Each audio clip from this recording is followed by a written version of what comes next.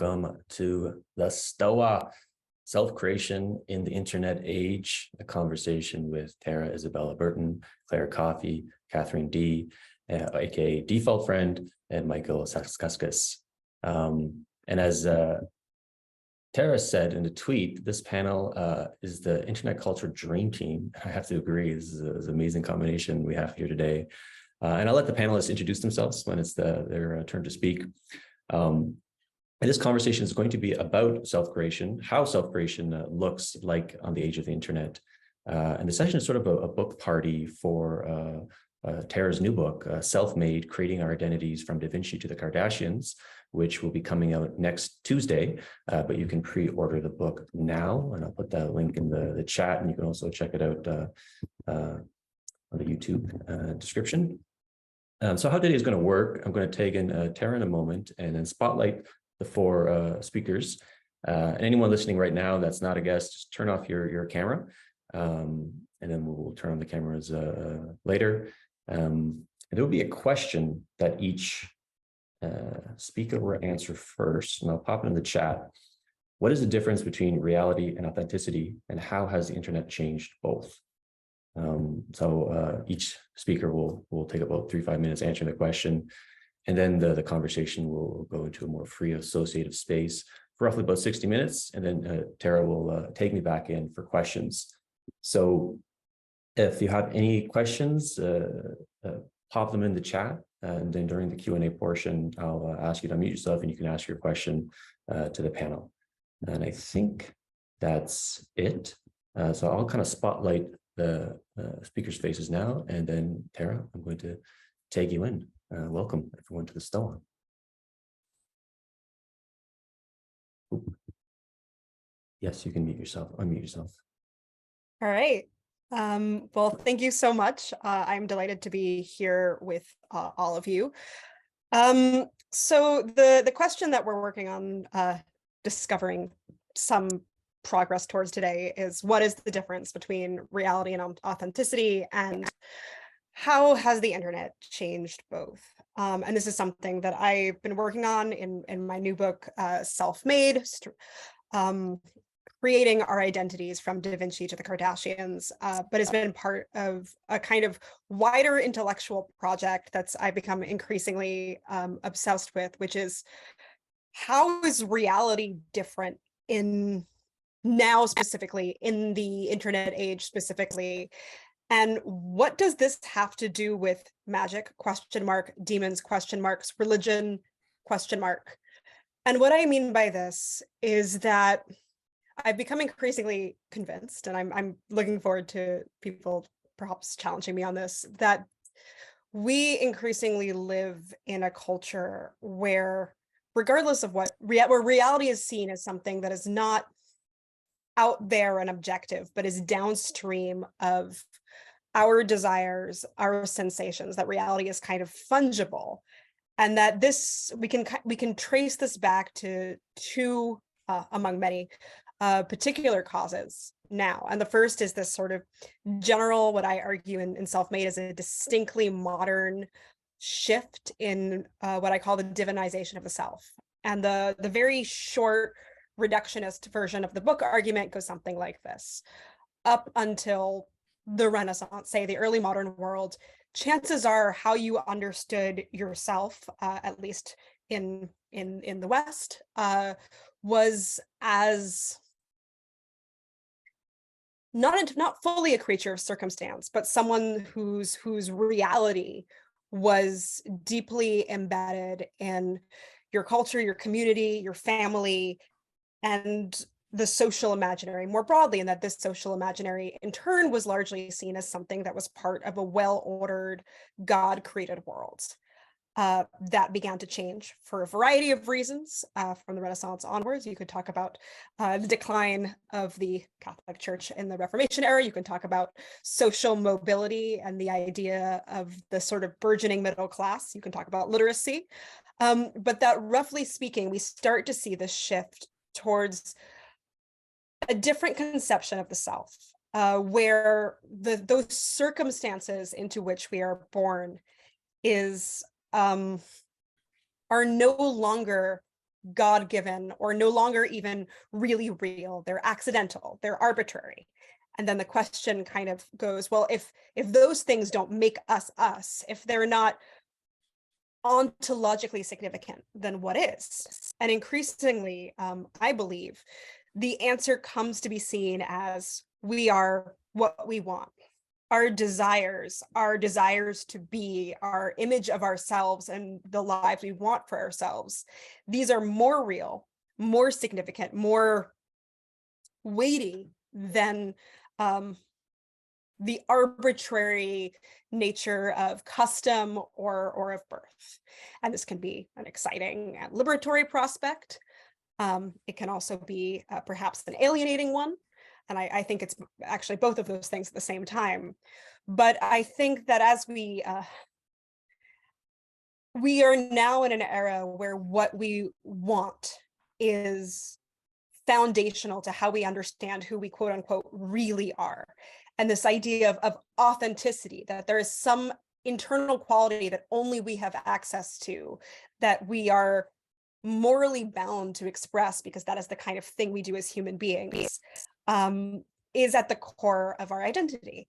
Now, in an era where more and more of us are living our lives online, that becomes particularly pertinent because when we look at the screen, when we enter the internet world, we are actually entering something that kind of literally does the thing that I'm figuratively talking about, which is the reality that we witness does shape and reshape itself in accordance with our desires. What we click on, what we pay attention to, feeds back into what we see. Our ideas are reinforced, and so I'm increasingly suspicious of the internet, but I'm suspicious of it particularly because I see it as this kind of culmination of the idea that reality is what we make it, made manifest in such a way that we spend a lot of our time in this, I won't call it an artificial reality, but a constructed reality. And I think that so much of the language that, let's say in America in 2023, I don't want to be too broad in this assessment, but so much of pretty much every subway ad you see, every the back of your kombucha will have some sort of inspirational quote that basically says something like, manifest your desires, like what you like, be what thou wilt, do what thou wilt, be the whole of the law, is basically like a thing that is just normalized on subway advertisements now. And this worries me in part because it doesn't seem to be commonly understood as a theological or metaphysical statement about the world. And I think whatever you think about it, it does need to be recognized that this is like an extremely robust statement about God, the universe, energy, and how it all fits together. And I would love some more robust identifications thereof. So that's my spiel, and I'm curious what the rest of you all think.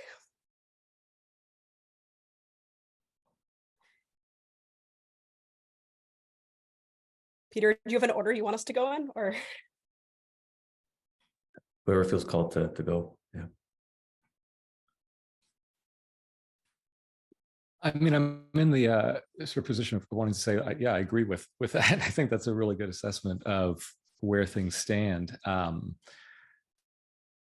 One of the things that occurs to me is that part of the dynamic is that we gain an increasing amount of what maybe we could just call optionality, right? There were things that were just accepted as being the way they are, and thus had this hue of reality to them, in part because we couldn't do anything about it. It was simply given.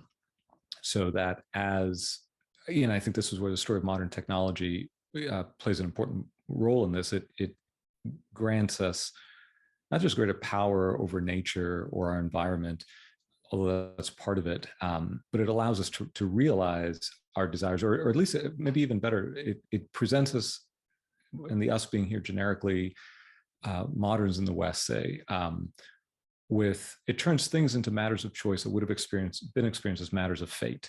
And I think that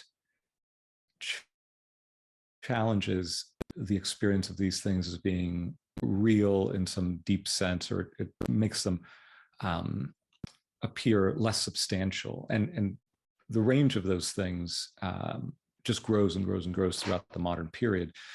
And that ability to choose has a way of foregrounding the possibility that things could have been otherwise, right? I think with regards to identity, right? If I've only had one place I've lived and could have lived, right? Or if I had only one role that society allotted to me and I had no opportunity to move in any direction except within the constraints of that role, then it's very easy to see those roles simply defining for me who I am. It becomes a given.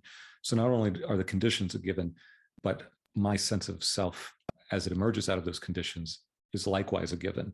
And so when the structures change such that these roles are less well defined for a certain set of people, maybe for a growing set of people, our place is less fixed, the range of our relationships is less fixed, then those become choices that we make, and those choices then I think foreground the choosing subject in such a way that it does render, I think it creates an imperative to create yourself far enough down the line, because there are no anchors for the self in the way that there would have been, which I think you're right, is both is liberatory in one respect, but also comes with a lot of baggage as well that maybe isn't always acknowledged. And that I think issues forth in this sense of a lack of authenticity, because that if that choice could always have been otherwise, it has this effect of, I think, destabilizing the concreteness of the self.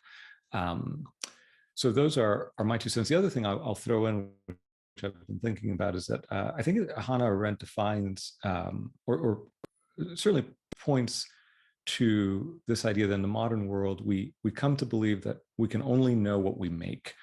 And so that applied to identity in some sense, I think is, it's helpful to think through that, but also helpful to think through what the alternative might be.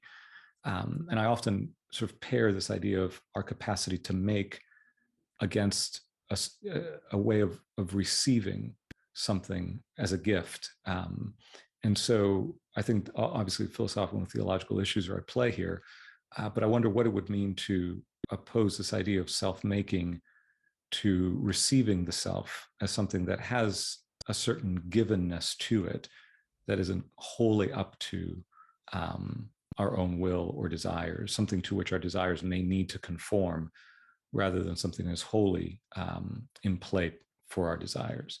Those are my opening 2 cents.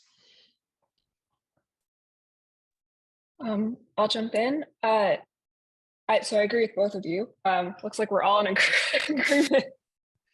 One thing I think about a lot, how am I going to phrase this, is one, I feel like the internet turns us into texts. And I think of that like really like quite literally, like when you're, reading a book and you imagine a character in a certain way, and there may not be certain details, like you fill in the blanks a lot. And so there's this constant tension with like the blank space that other people are filling in with how you project yourself online, and then what you want to project. And it's a skill, it's a creative skill. And I think that we haven't like quite articulated that everyone's sort of in that position right now. And it creates a lot of weirdness. One, I think like there's this like constant like needing to prove yourself or like emphasize certain things about yourself that you may have assumed were implied, because the interpretation of like a physical action is much different than the interpretation of a text-based action, or even like, you don't look the way you think you look in the physical world in photos all the time necessarily. So there's all sorts of like weird things going on there. And then I also think like it's not the way we interpret other people. It's not the same way as you would in like regular relationships. Like everyone really is put in this like audience performer dynamic, no matter what, even in friendships. And I'm not just speaking about like internet personalities, but this happens even in like a text conversation. The way like certain punctuation now has to take on new meaning, or if you don't, capitalize certain letters, like that also now like means something else because it's taking the place of body language. all of these little things, I think we don't really take stock of like how much it actually impacts the way we're defining ourselves. And also like it's very stressful to constantly be thinking about how are other people going to receive this, and in a way that just doing it in an embodied way in the physical world doesn't have. But yeah, I'll leave it to Claire to jump in. From behind the veil. Yeah, I mean, I think, so I guess a reality, I think, is obviously just what is, but it's always something kind of that we grasp asymptotically, kaleidoscopically. One thing I love about Iris Murdoch novels is that there's this sense of like never being sure what's going on, this kind of surreality that is actually sort of, I think, kind of something true about our approach to reality. It's both there and also not something we can always quite get a handle on. But I think it is true that there's this tension because we both shape reality, but we don't create it from scratch, and that's something is true in the idea of a just and loving gaze, another Iris Murdoch thing, that these ambiguous sort of moral material in another person, you can kind of constitute them in your shared social reality by how you look at them, both tethered to something that is objective and loving, which is sort of telling a story about them that is maximally toward their good. And then also weirder things like, in this very strange and mesmerizing book, Owen Barfield is talking about this idea of final participation and the idea that someday, that medievals literally saw the world differently and thereby made it different. And we will do that in a way we don't even know what that's going to look like. But to me, the big difference with the internet, to me, it seems like our reality shaping, the most fundamental way we do that is projecting our gaze, our energy, our attention, our will, our time outwards. Whereas the internet, like Tara said, you become this kind of magnet, this kind of giant maw that is constantly attracting stuff inward to you, to your own desire. And then like you're constantly getting things funneled to you. You're not shaping something particularly actively. And what you're getting is not a sense that you have shaped something. It's the sense that actually there's a totally kind of connatural world out there that just happens to correspond to what's buzzing around in your head. So in some ways, I think the internet takes away our sense of shaping reality, our proper sense of it. And that's that on that from me.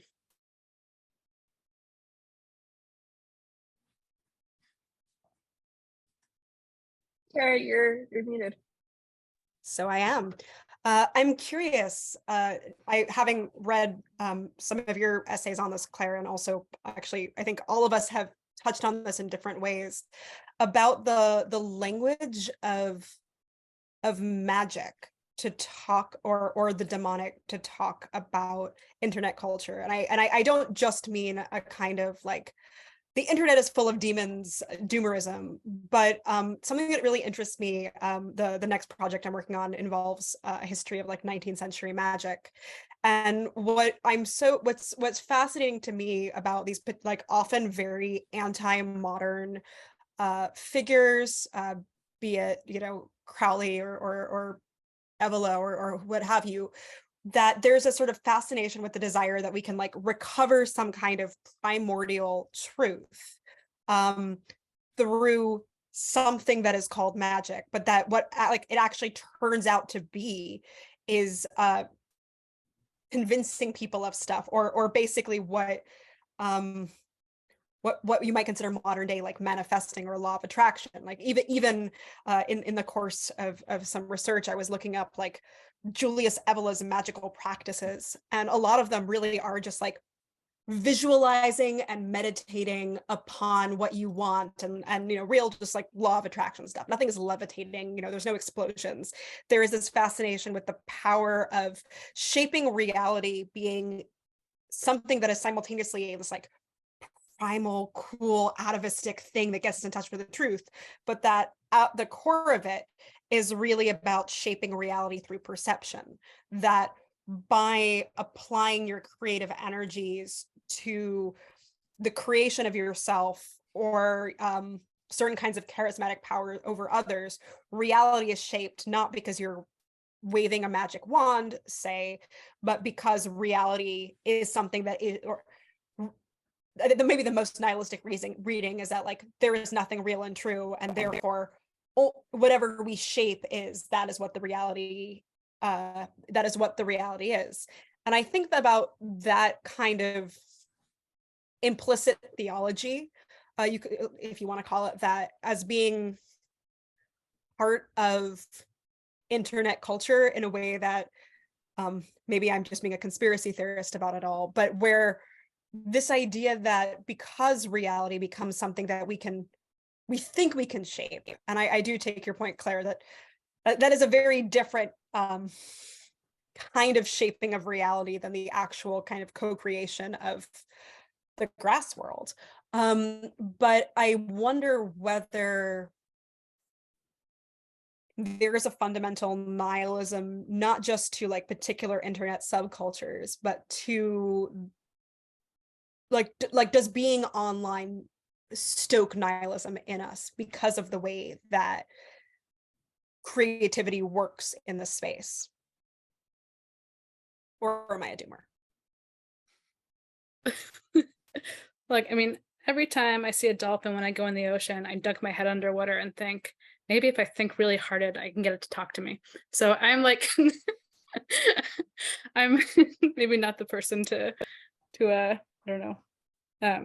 But I don't know, I would say like my weird little trying to talk to dolphin projects are not on the Evolus scale. I guess to me, what seems really distinct about like the internet and actually all the kind of magics, like with a K that you say kind of work with perception, there's this idea of like glamour, that you can kind of create this illusion, you can kind of control what other people see. And I think that kind of goes to the core of why magic is forbidden but just at least for Catholics, most Protestants probably also, is the idea that fundamentally you're not kind of shaping reality in this limited and mutual and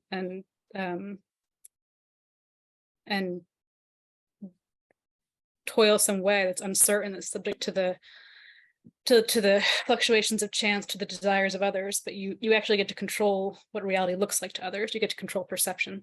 That's what the kind of glamour magic is, and that's what so much of the internet is, right? It's controlling other people's perception. So I think there's a through line there, and I think that is actually what is dangerous. Yeah, it's not the shaping. It's like the focus not on whatever work you're doing, but on what other people get to see. I think it's interesting. The most nihilistic internet subcultures, they recognize all you could shape is perception, and all their insults have to do with authenticity, right? Like a particularly like transphobic one is like, you will never be a woman, but then and there's different iterations of this. You will never be a blank, right? What they're saying is like, you can't trick us. And another meme in like sort of darker subcultures is like, nothing ever happens. It's only the illusion of things happening. And you see this all over the place, and like in internet subcultures, like they're nihilistic because they recognize what you are laying out, Tara. I mean, interestingly, a lot of them also like Evola quite a bit.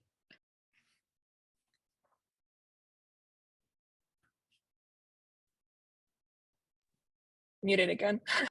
No, I am. See, I've been touching grass so much that I've forgotten how to use Zoom. Mike, do you have thoughts on this? I don't want to cut you off.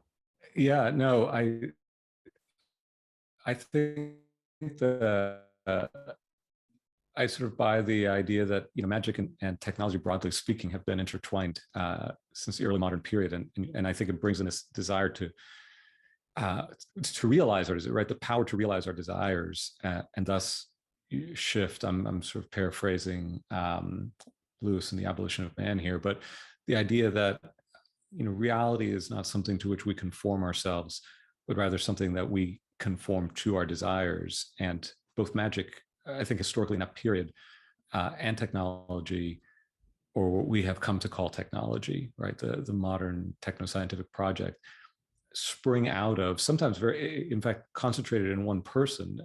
Isaac Newton is often taken as a, you know, example par excellence of this. The two pursuits coexist because the two pursuits share a similar, there's something at their heart, which is the exercise of the human will, power for the will to realize itself in the world. So that still continues to manifest itself in our use of technology or how we think about what is happening. That seems to be a, you know, through line that goes again right from the early modern period to today. The line about the idea of perception, though, because I wonder to what degree the effect of the internet is simply to just generalize the sense that this is happening, right? So that the way in which our construction of our identity may have been for certain periods of time an elite project, a project that arose simply because people had a certain distance from their local culture, a certain cosmopolitanism, or maybe a certain personality type that was especially attracted to this project. But that the message of the internet, in a sense, is that we all are now aware of ourselves doing this all of the time.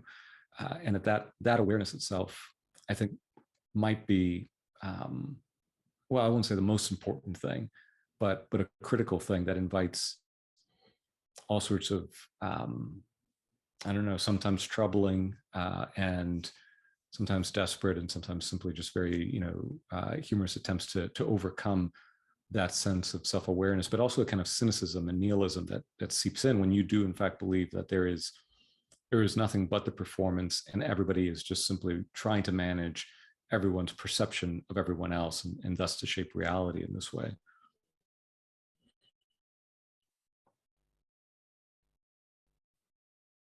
It's something that I'm curious about, and I don't think I've ever satisfactorily like come up with an account of this myself, the degree to which like we don't have access to the medieval mind, say. And I worry sometimes, you know, whether we are just storytelling beings, and that is just a thing that makes us human, or that is like constitutive of our humanity, such that we've always been doing versions of this. And I'm kind of wary of an account of the human condition that implies that there is some sort of pure state of not self-narrativizing. Mm-hmm. And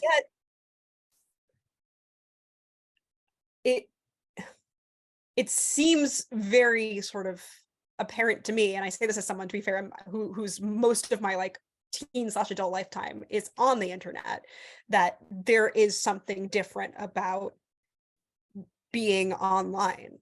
And or at least living a sufficient amount of our lives online such that we perceive ourselves through certain kinds of mimetic awareness, and also contrarianism to existing memes in a way that you can really see on this really on an abbreviated timeline. That, oh, you know, I was looking today on my Twitter timeline of that, like, your political ideology in 2016 versus now meme, or the religious identity in 2016 versus now.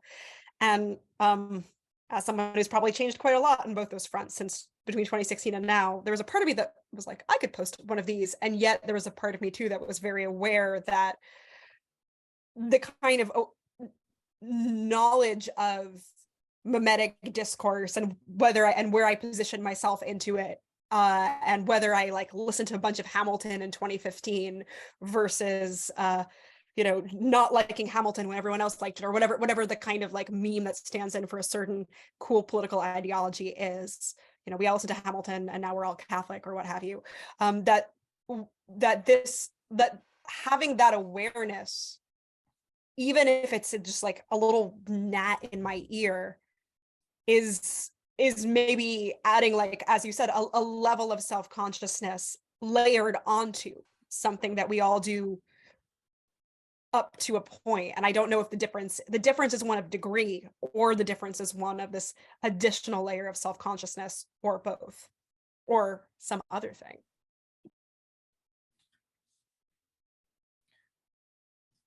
I wonder, I have wondered too. I'm sorry, did I cut somebody off? No, I was just making a joke about a meme. That's all. I've wondered too about the power of narrative. I think one of the ways I've tried to understand the effect of operating through the medium of the internet is that to some degree it maybe displaces the commanding role that narrative has played in our self-identity. And I've opposed this, very using both terms somewhat generically, to a kind of database experience.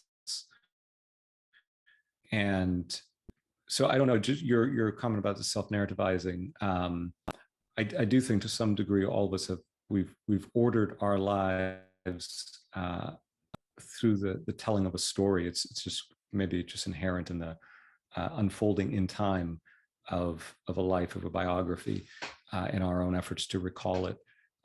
In this way, I think media technology, especially in the way it gives us, it gives affordances to our memory, to how we remember, to what we're able to remember. The structure of that remembering shapes our own self-perception, our own sense of self and identity in our history. And so the internet, certainly, I don't know that I have a grand theory of how that all plays out with the internet, but it certainly creates new possibilities for remembering, for structuring those recollections. And I have wondered if it doesn't take a different shape than the traditional shape of a narrative, but somehow overwhelms the narrative as a primary frame of self-understanding.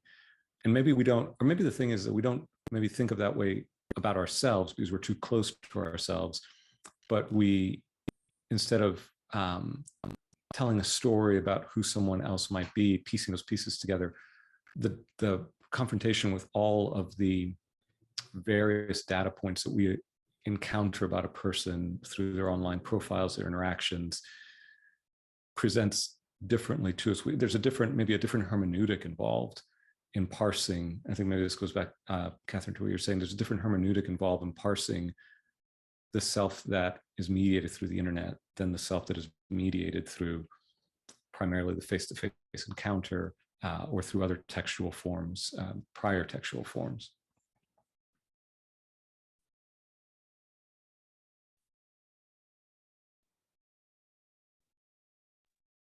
I wonder how much of that is, and this is also, I really like, Katherine, your the filling in the blanks is the kind of image I'm going to now as I wrestle with this. Whether there's a sort of expectation in the face-to-face encounter that people might reveal about themselves, sort of things unwittingly or without total power over their own selves presentation, that someone might dress a certain way or present themselves a certain way, but that there's certain things that are sort of inescapable about them that can actually lend itself to a more forgiving gaze, or to a kind of stance of love. I'm now thinking back of Clare on Murdoch here, but whether, because whatever somebody puts out online is, like, in some sense a choice, so it's no one's, like, unless you're like falling asleep at the keyboard and accidentally posting some random letters on Twitter, there is some decision that is being made that can therefore conceivably be held up to scrutiny in a certain way. Like, if you say something really stupid while flustered in the moment, in person, that might come across a certain way, or it might be easier as a person witnessing that to go, like, to sort of see the full human spectrum of what that is. Whereas once we reduce, it is easier to reduce, like, someone's online persona to a series of choices, which then can be judged either morally or aesthetically, than to a kind of totality of a being that is both chosen and unchosen. I've noticed, to your point, that because nothing can sort of be implied, or like at least not in the same way, when people lie, it seems to serve a different function. Like I talk to hundreds of internet strangers all the time, and there's a lot of lying that goes on. And the lying almost seems not to, fool someone into thinking that you're cooler and more important than you are, but rather like knowing certain flaws about yourself and trying to set the scene in a way that like the real details of your life may not. So like here's an example, because that might be a little bit abstract. A friend told me about an internet friend he had who was very sort of like coldly like logical and like autistic, and he said that he was a software engineer even though he did manual labor. And a lie like that to me is like not necessarily masking you did manual labor because you're ashamed of it, but because you have a personality that you somehow like need to explain, and the context of like software engineer almost like makes more sense. And it's again like filling in the blank.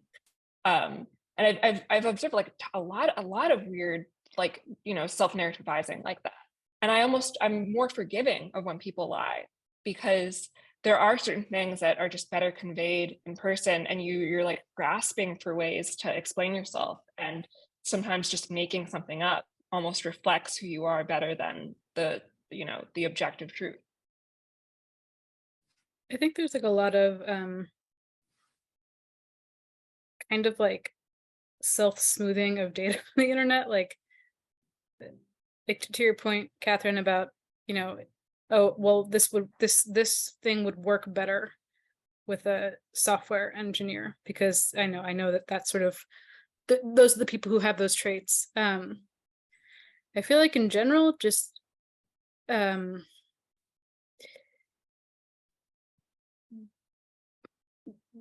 reality is much sort of, in some ways, much smoother and much less weird and replete with exceptions and incoherencies on the internet. I think partially because because none of our own lives are perfectly clear to ourselves, and on the internet you can present a version in which we actually do make more sense than we do to ourselves, and also just because it's kind of a face-saving, face-losing culture.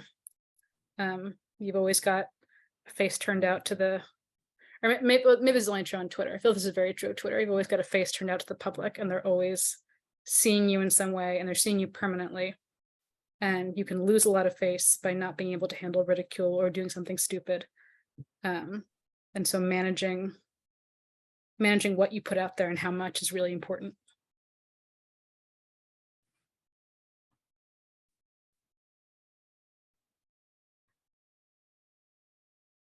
You gotta unmute yourself. It again. It raises the question of like, I'm curious how much anyone is buying into the hype, so to speak, which is particularly on Twitter. How much do we believe in or subscribe to versus like, are we self-creating in a way, in this sort of freewheeling, joyful, dandy-ish, I am the magician way? Or are we self-creating in like a terrified face-saving, like, please don't ratio me, I have the right opinion, I'm cool enough, I'm not cringe, or I'm not problematic, or I'm not whatever the bad thing it is to be is. And I'm curious whether it's possible to be both of those things at the same time, or to participate in versions of this at the same time, or whether there are Twitter magicians, so to speak, for whom this process is perhaps not easy but joyful, versus those of us who participate in discourse either for professional reasons or for kind of very limited personal reasons, where it is not play, or insofar as it is play, it also is mostly for particular stakes.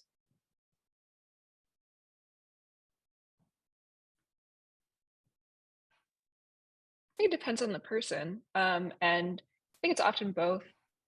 Another thing that I think adds to the nihilism we're talking about earlier is the recognition of like how transient like certain beliefs or identities are. Just like how everyone's kind of full of it. I think there's all these cults of personality on social media, not just Twitter, but just throughout. And I think those are the dandies. And then they always have a court, and the court are the people who are doing both. Because there's an incentive structure, whether it's just online popularity, and increasingly that online popularity could be leveraged into cash or like invitations to cool parties or all sorts of things. And then there's another rung, and they're the people who are like purely just saving face. And then there's like a tertiary tier of like lurkers who are acting, not in one way or the other.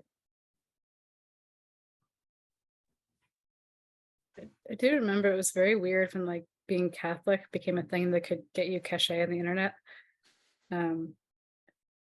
It was just it was like, first like, why wasn't this cool when I was in high school? Why now? There's also this feeling of like, I don't want to ever denigrate someone's conversion experience, or not give someone do I ever try to like gatekeep who gets to look for God, but it's just not something I predicted, that Catholicism would have internet cachet for like 6 months. It was just a funny example of like this kind of dynamic.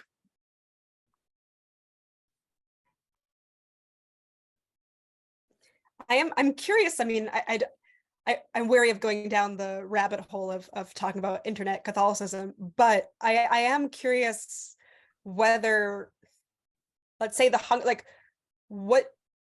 I'm curious about what that hunger represents, which is to say, is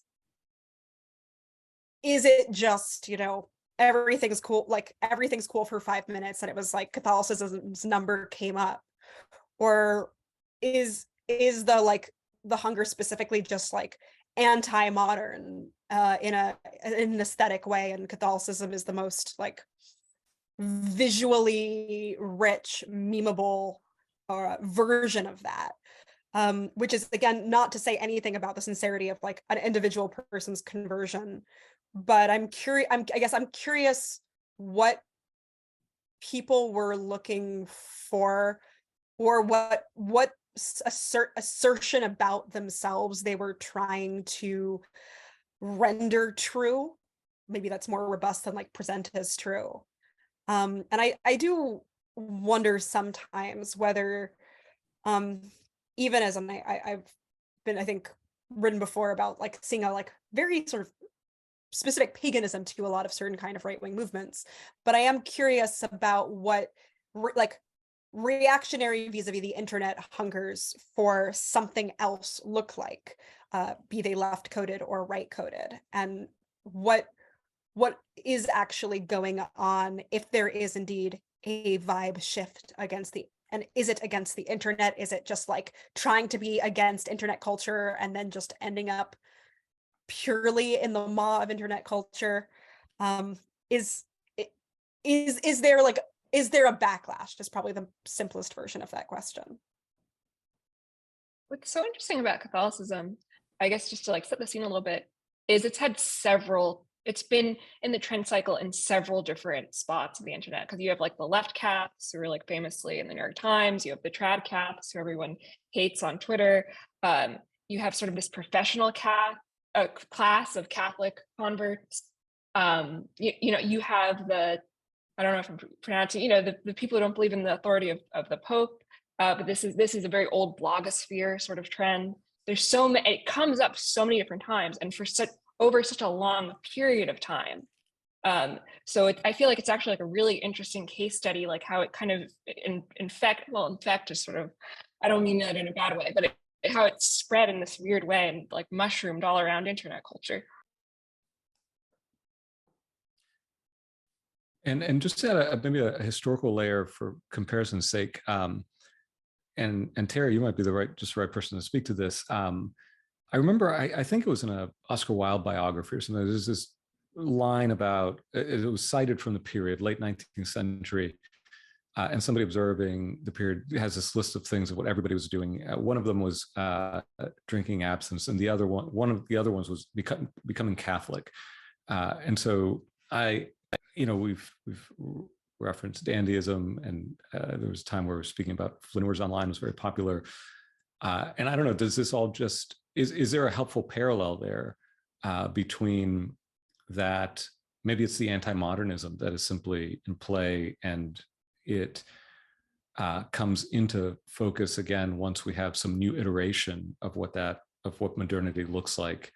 And so you have the same sorts of recurring cycles. I'm not sure, but it struck me that there was an interesting parallel there between late 19th century and what we're describing now. So I'm super biased answering this because my doctoral research is on late 19th century French dandies and the relationship to theology. So literally, I'm like, yes, isn't it convenient that my doctoral thesis explains everything going on right now? But take what I have to say with a grain of salt. But I do think that kind of late 19th century Parisian tension is actually really analogous to what we're seeing now, which is this, I'd almost call it Catholic paganism, which is, or this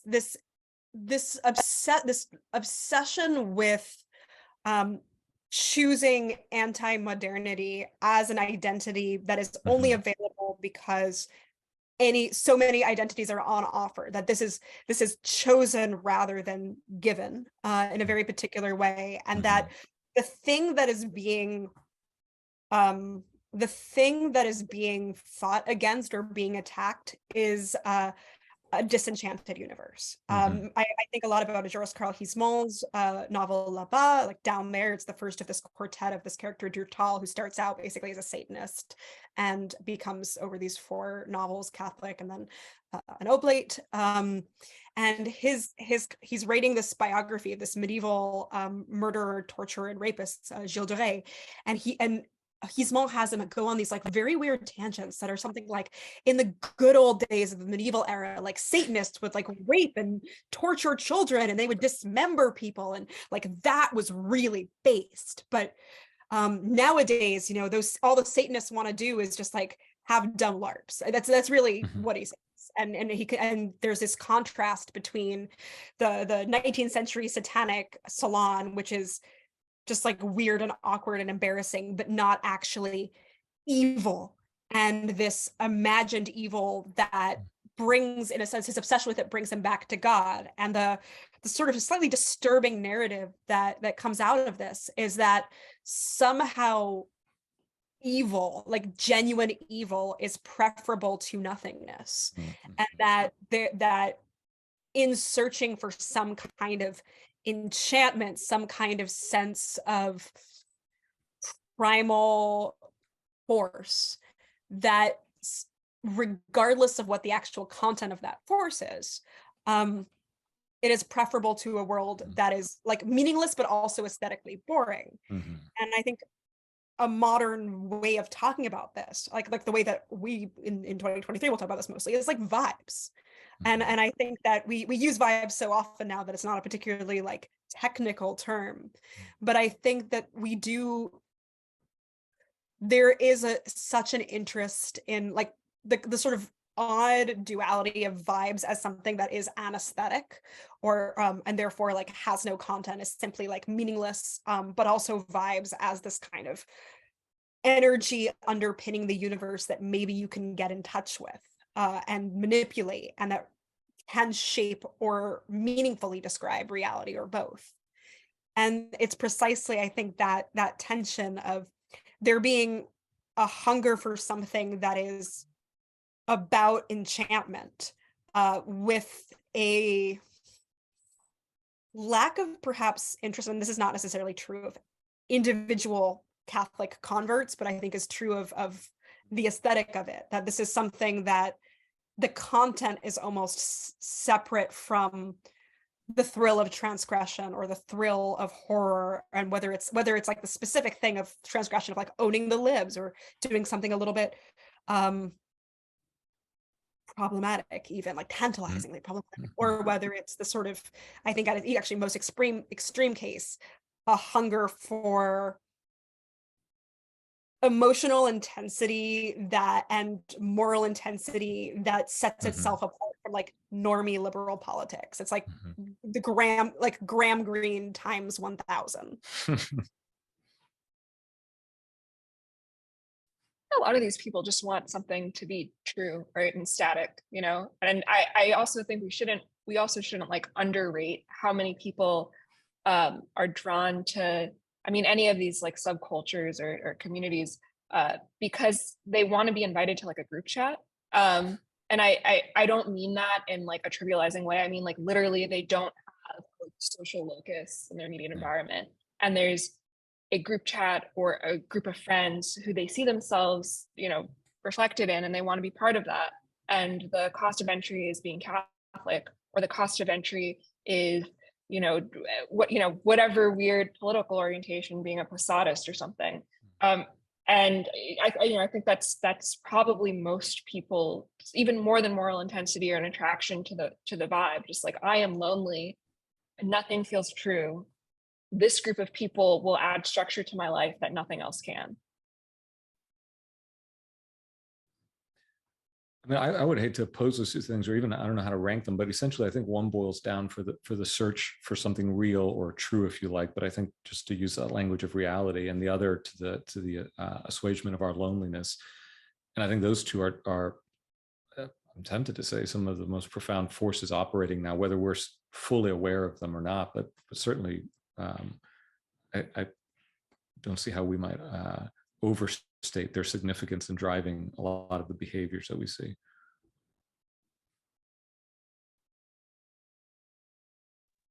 So what do we do about it?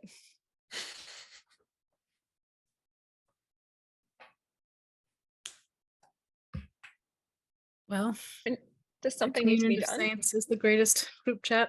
You just gotta commit to the bit, is my opinion. Go all the way. Just I mean, yeah, obviously, like, I don't know, I guess it matters.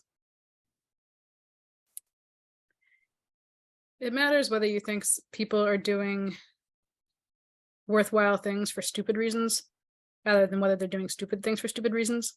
And I imagine opinion on that's going to vary quite a bit. But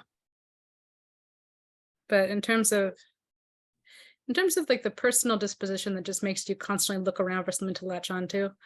So maybe the disposition that makes you a Catholic, the trendiest Catholic that ever was for 3 years, and then you discover Calvin, and then you become Reformed, and then you become Buddhist, or then you become, you know, perennialist, or whatever it is. That disposition, it seems like there's like a very deep thing there, that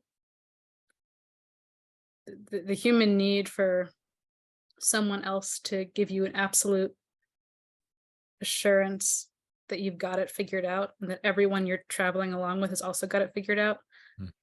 That's just not going to go away, and you have to learn to get beyond that. I think that precedes the internet. The internet just makes you able to keep scratching it in an irritated way.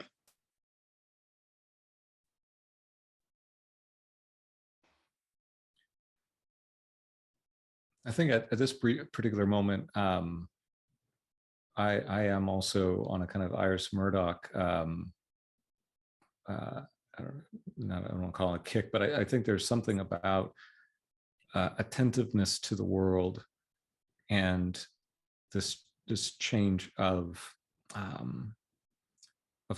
this reorientation to how we conduct ourselves, or how we perceive ourselves being in the world, and whether we are willing to entertain the possibility that a just and loving gaze will disclose something of meaning and significance, and if you want to call it reality, you know, whether it will disclose real to us. And I think as Murdoch, another great line from Murdoch is, you know, the what is it, the fat something self, right? This sense that we have always had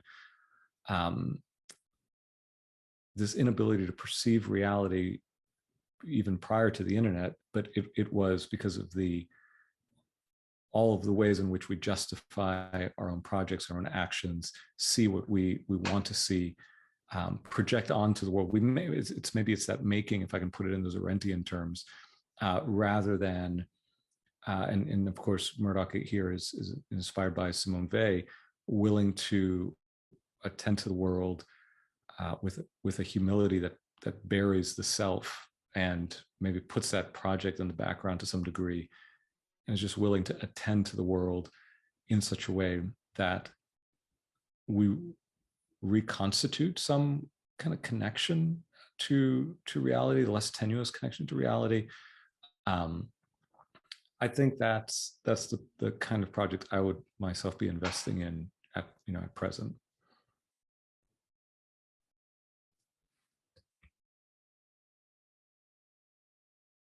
I genuinely, I've been trying to do this now for 2 months and failing, but I am actually trying to get rid of my smartphone, and it seems like such a sort of stupidly, like simultaneously extremely difficult practically, and almost pretentious thing to try to do.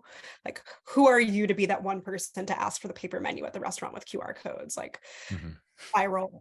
But I'm genuinely, I wonder if there's a way to kind of like the process. Anton Barbacay just in his new book, which is very, very good and I recommend, Webs of Our Own Making, a web of our own making. Yeah. Talks about like almost the existential refusal to participate in certain kinds of reality, at least, and maybe I would say at least in part, is like one of the most important kind of lifelong existential decisions you can make right now. And I'm curious whether, I don't think I will ever be able to, like, professionally or personally not have the internet, but whether portioning out or living my life in such a way where it is not available to me for large parts of my waking life is at least a stance of suspicion or a stance of caution that allows me, or like affords me at least time, insofar as my attention is being monetized by everyone all around me all the time, that the spending of my attention becomes a kind of conscious contemplative act throughout the day. I will say I managed to live, like, I replaced my phone with an Apple Watch, and it was really, really great. And I was so pure and my internet was broken. And then like a couple of bad days where I had to my phone with me for travel, and I completely went back to square one. So this is clearly not like an easy or doable thing. But I actually do think not that you should get more devices from Apple, but in my case, trying to replace a smartphone with an Apple Watch and not having something I can use to browse the internet most of the time when I can receive calls and texts has been net a good thing in a small, like, limited way. As somebody who got their first smartphone about 6 months ago, I highly endorse the practice of not having one. You didn't have a smartphone until 6 months ago? 6 or 7, but yeah. I have so many questions for you. Is your life worse now? My life is different now, and I've tried to be somewhat self-conscious, but it is definitely a lot harder. And I think part of the problem is just exhausting, right? So this degree of ascetical self-discipline, can just be very challenging. And so our material environment is stacked against us when we try to be attentive or more reflective. And that just sort of adds to that challenge and makes it ever more present. Yeah.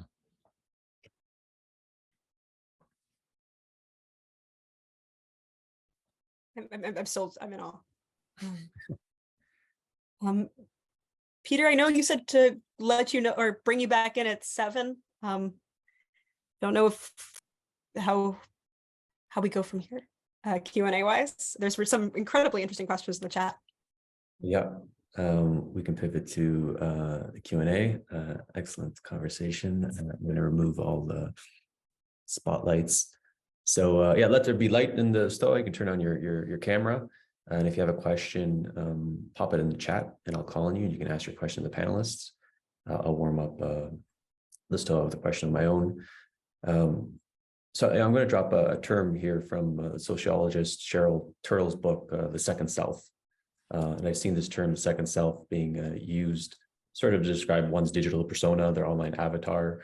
So like my second self consists of my Twitter activity, like what I put on YouTube, my Substack. And I find there's like psychological benefits with this framework of a second self, because I'm like, it helps me emotionally diffuse from my online activities. But I'm interested in the magic component of a second self, like magic with a K. And my working premise is that whether we like it or not, our second self is a spell that we're actively casting. And I got this idea from Grant Morrison, the comic book writer. And he had this term called the hyper sigil, or a narrative sigil. And if you're familiar with chaos magic, like a sigil is like a magical object that you imbue with certain energy, and then it casts a spell and then manifests something. And he said that there's a hyper sigil is that you do that in narrative form. And he stumbled upon this term with his book, The Invisibles. He wrote himself or drew himself in that book, but under a different name. And the stuff that was happening to the character started happening to him in real life. So like these weird sex scenes that happen, all these crazy adventures. And he says, oh shit, like I just cast a spell on myself. So I'm wondering what you think of this premise. And I don't even think you need the magic framing. Like there's this image of this feedback loop I popped in the chat. Like if you put a lie out there with your second self, people might love the lie and feed the lie, or people might call you out on it. And then it's like, they might criticize you in an uncalibrated way that makes you like react more to the lie.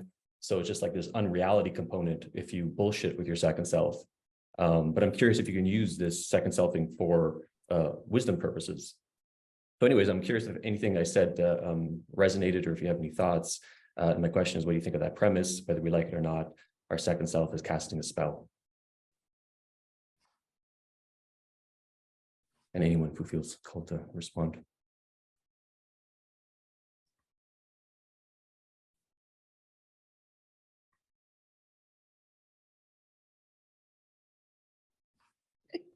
I think it is sort of casting a spell. I mean, it's definitely a glamour, whether you like it or not, as Claire mentioned. I mean, the whole concept also of like radicalization is partially like you start conforming to this online persona. It's not just that like other people are feeding into it, but there's a lot of people who post extremist political things on Twitter or Discord or whatever. They don't really mean it. It's a currency to get into a group, but then they say it so much it actually becomes their truth. So I mean, yeah, it is a spell in different ways. I guess something that I agree with that framing entirely, Peter. I think it is like I'm on the like magic maximalist end of the internet interpretative spectrum, but something that I think is really interesting about kind of the way that desire and magic work mythically, let's say, and also in this particular case, is desire is not necessarily either something that we sort of we don't just have it and we don't have control over it. And I think all of those stories about messing with magic particularly came to mind, Katherine, as you're talking about sort of self-radicalization, that insofar as desire is not something we control, shape, or really have pure access to. We only have access to our account of ourselves, which is formed by the sort of lattice of accounts of other people, of themselves and us and the world. That I think that the fantasy of being the magician who casts the spell of themselves with certain kinds of success is somewhere between vanishingly rare and literally impossible in practice. Insofar as like even the, like, I feel like Donald Trump is the most obvious example of someone who's kind of like memed themselves into everything they ever wanted, in a way that seems like preternaturally, enchantedly successful, who has this sort of like, it's not quite charisma, but this particular magical quality. And like, even then, I think what is being received and then transformed and then shared with or presented to the world, even if it is then casting a spell on others, so to speak, is not pure or downstream exclusively of like pure individual desire. It is downstream of something else that is out there in terms of existing narratives, existing images, existing kind of cultural miasma. So I guess I'm curious, even as I think of the self as a kind of like self-representation, as a kind of potentially magical act, I'm wary of it actually existing, or I think it's like all magic, you kind of think you can, the magician thinks they can wield it better than they actually can, or it is something that is not fully harnessable or internal.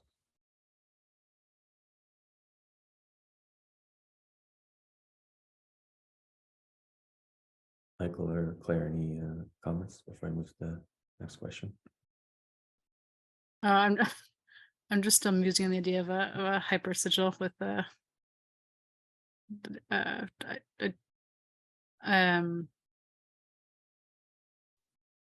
yeah, it sounds totally plausible, and it seems like, I don't know, so many of these things work through this odd kind of doubling, in a way that traditional magic does. Like, you build a little mannequin, you say as above so below, you sort of uncover connections that already exist, and by doing so you can use them. And I don't quite know what to make of that, but it's interesting to me. That seems to work both in literal sort of magic and alchemy, and in these second selves. I have nothing to add. So that was interesting. Certainly something to think about. All right, cool. And maybe next time I'll share my adventures of LARPing as a Stoic online and the second self implications of that. Okay, we have Patrick Ryan, who had a session recently on psychosecurity and identity online. So Patrick, you had a question. Yeah, forgive my bluntness.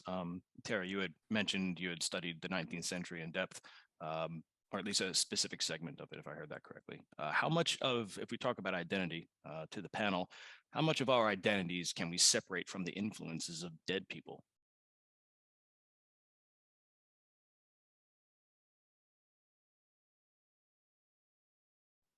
Well, I'll answer very little, but very importantly, not zero. Which is to say, we're like dead people and living people. I think, you know, my family is definitely in there, and thank God, you know, many of them still alive. But I think that like two things are, I think all of us, insofar as we inherit not just familial or cultural lineages, but also like lineages through what we read, kind of intellectual and spiritual lineages, are shaped by what we take in. I mean, like, that is why like reading is a kind of like para-initiation or a parafamilial relationship in that way.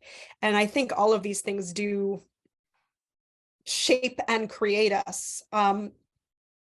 And yet, and I this is like where I want to defend all of the dandies that I spend most of my life criticizing, that I think there is something irreducible about all of us. And that is, it is a mystery, and it is a beautiful mystery, and it is I'm a Christian, so like it is like deeply theologically it is a foundational to me that we are in the image and likeness of God, and that we have irreducible souls. But I think that something that the dandy, like the Oscar Wilde model of dandyism does, like at its worst, it's a kind of creation of originality, or makes a fetish of originality. But I think that's something that they were trying to do, particularly against the backdrop of like alienation and industrialization and mass production was to kind of explore the fact that there is something about us. Maybe it is not something that we create, but it is not something that is reducible to something else that you could like I could give you a list of everything I'd ever read, everyone I'd ever met, every single fact that was true about me, and it would not be the totality of me. And I think that that is something that is like holy and sacred, and that I am wary of losing sight of in advocating for a more robust sense of the given as part of our identities in contemporary culture. What I don't want to do is reduce the self to a lattice of identities, be they acquired through birth or through too many novels, say. I feel like I am sort of entirely comprised of dead people, or composed of dead people. Like I don't know. It's like if I think about myself, like I'm Clare Coffey. My family's been in Philadelphia since they came to this country. I walk down the street or into a bar, and I'll meet someone who knew my grandma, and that kind of immediately having a place and knowing your place only comes from people who were like forging connections and living lives who you don't even remember anymore. And I cannot imagine I cannot imagine a version of my subjective reality that wasn't based on this, which can be both like crippling and helpful. But you know, it's they're objective things, but I don't know, they just form your sense of yourself in the world, your subjective, like looking through your own eyes so much. But that's my sense.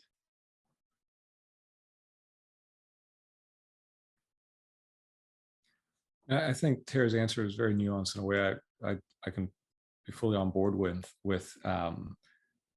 there is a lot that is just simply a matter of who the family we were born in, the place we were born in, et cetera, all the things we've talked about, but that there's that doesn't comprise the totality of who we are.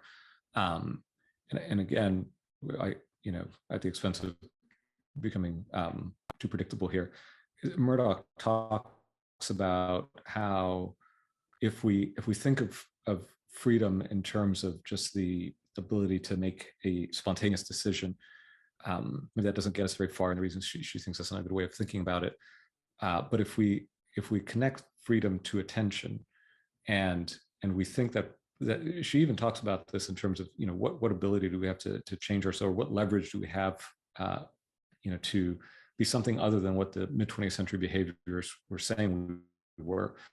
And I think she located to some degree in our ability to moment by moment make small decisions about where we pay attention, what we give our attention to. And in that way, through this capacity to attend to the world, to see the world differently, we generate new possibilities. And maybe that's where I would want to at least partially locate the kind of agency that we have to both acknowledge what has made us who we are, and that bit that we have some leverage over. I don't know. That's my contribution to the response.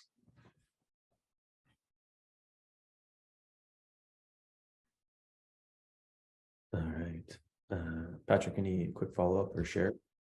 Parasocial relationship with books. I'm totally stealing that. Thank you, Tara. You say Murdoch, Michael. I'm sorry. Who are you referring to? Iris Murdoch, a mid-20th century philosopher. Oh, and novelist. Yes. She's dead. Yes. Yes. Okay. Yes. Yeah. Sure. So you see, look how influenced I am by a dead person. Gotcha. Okay. Thank you much. Yeah. W.H. Auden has a great line about breaking bread with the dead, which I think is a good way of phrasing that parasocial relationship with books. Leah, you had a question.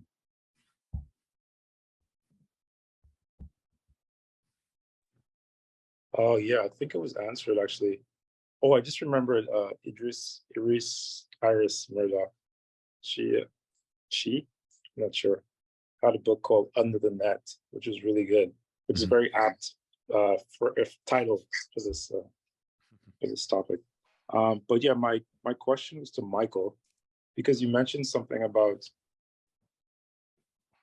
identity as a kind of gift. I tend to think in those terms as well, because like one day I woke up and I was like a person, and I was like, oh, how did that happen? And it's like, well, people loved me, and then eventually I got the hang of it. So I just want to hear more about that. That's a lovely way of putting it. I don't know. There's a lot that could be said for that, or about this. I'm taken by the idea that we, in part, receive ourselves as a gift from our relationships with others. I am influenced here by Ivan Illich, and this sense that if he takes the idea of being able to see ourselves in the pupil of the other, right, and that somehow stands in for the way in which it is only through the way that I interact with others, my community, those that I love, and that love me, who have given me the just and loving gaze, that I come to know better who I am. I have a sense of myself that's grounded in those relationships. So it's not something I turn inward for necessarily, although maybe that's part of it as well. But it's something that emerges out of the relationships with those who are part of my community, my friends, my family. And in that way, that's one way in which I think I can understand the self as a gift that I would not have apart from the other who helps me constitute it. And I guess the question is whether the internet could facilitate that in some way or not very much. I guess that's my final follow-up question. If you think the internet could facilitate that, for anybody who wants to answer that.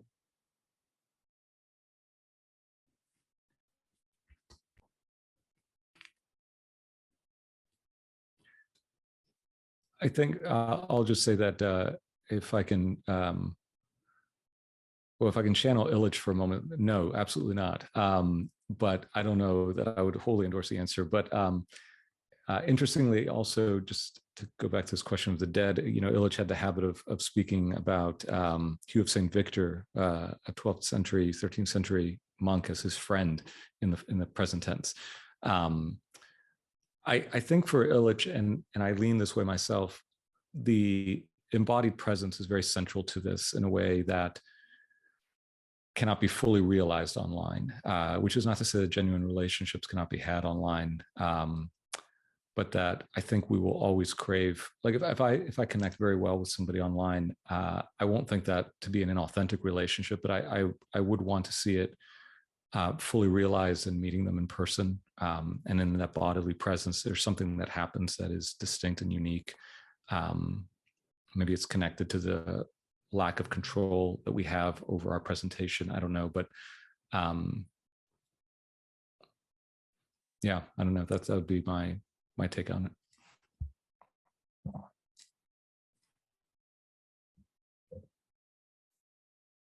Any other shields from the panelists? Sheer, you had a question on psychedelics. If you can unmute yourself. Yeah, thank you. Everything's been very interesting so far. I appreciate it. I was reading Tara's blog post on anti-modernist 19th century pseudo-Catholics. It was kind of very interesting line there. And I just kept thinking of the QAnon shaman and the past experiences American other places have had with psychedelic cults. And also there's a huge wave of kind of people trying to put forks in the road between cyberpunk futures and imaginaries and solar punk futures and imaginaries that seem distinctly influenced by kind of like this hippie-like psychedelic vibe. And I was wondering if you, specifically to Tara, do you think psychedelics will play a role in modern myth making? And if you have any worries here. So I'm terrified of psychedelics, having had mixed experiences with them. But I am very struck. What I am struck by is the popularity of psychedelics as a kind of very privatized or private route to self-understanding, as well as being like the fact that there is something very like not quite corporate yet, for obvious reasons, but like the last time I was recently at a conference where I was lecturing on spirituality, and like most of the panels were about psychedelics. I'm exaggerating only slightly, but this is the thing you do if you are someone who is interested in personal growth or self-improvement or spiritual growth, to use like phrases that I heard around it, that like this kind of internal journey fostered by this thing that we don't quite understand is a requisite. Like if you don't do it, you're leaving something on the table. And I'm very wary of not even psychedelics themselves necessarily. They are insofar as they enhance it or alter our perceptions, like many ways of having our perceptions alter can be useful as part of understanding of a wider whole. But that the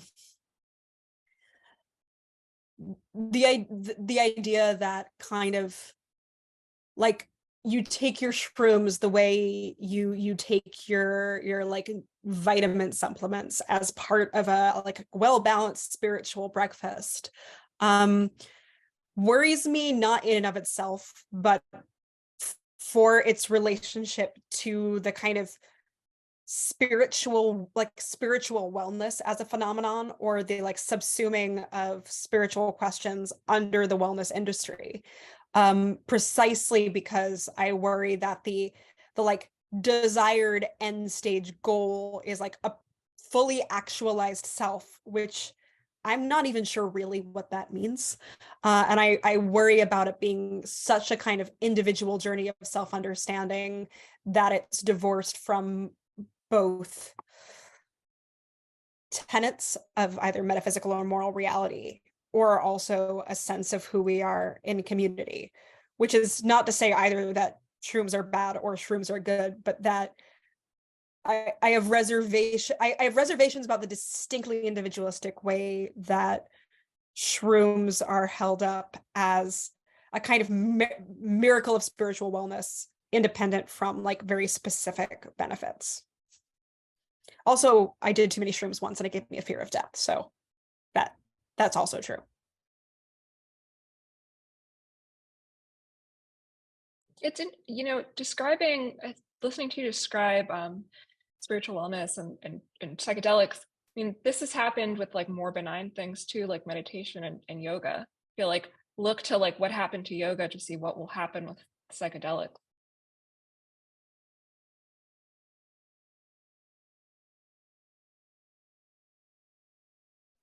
All right. Share any follow-up share or question before we close out? We're going to close the session out in a moment. I guess I would like to just also hear the other panelists speak to it if they're interested. If not, we can move on. I think you cut out there when you asked.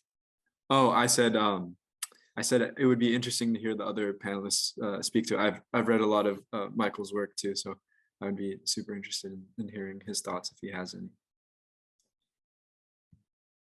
Was that clear or also muffled? Okay.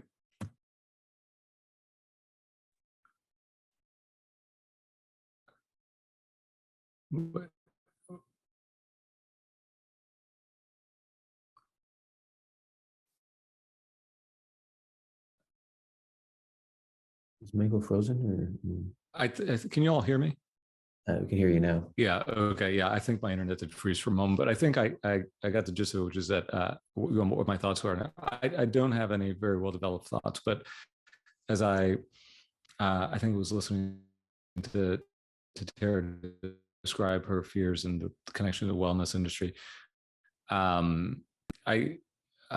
It seems to me that technique colonizes everything, and that this drive to optimize or to render efficient or to render something programmatic, even the spiritual life or the quest of self-discovery is certainly something to, I don't know, be wary about it. Well, yes, I think we ought to be wary about it, but beyond that, I don't have anything of substance to add.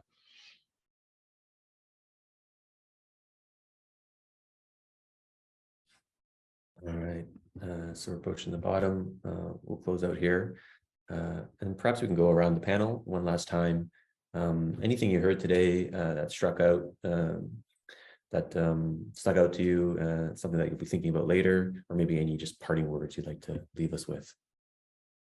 In no particular order, whoever wants to go first.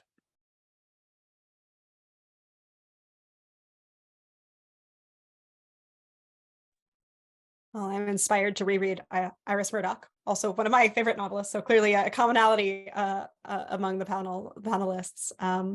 But I think I will be thinking a lot about Katherine's account of filling in, like the filling in the blanks as a way of what that means in interacting with a person, what it means with interacting with a character, and what it means with interacting with our online selves, and what our relationship with those blanks can tell us about what those blanks signify about the fullness of a human being.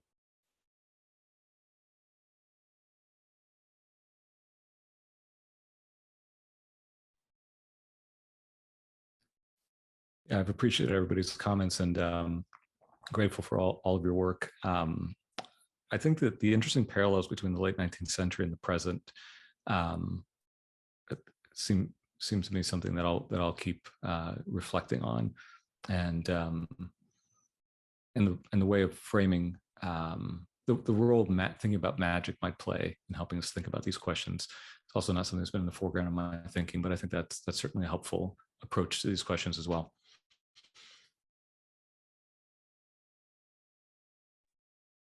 I really enjoyed Tara's point about the kind of self being both a sort of, layers of sediment of various types of influences, and also something that's ineffable. It's something that goes beyond and can't quite be grasped. I think that's true. And I think sometimes the sort of the self part that's just you is often supposed to be your most manipulable part. It's the part you can control, but I think often it's the one that's most kind of mysterious to us.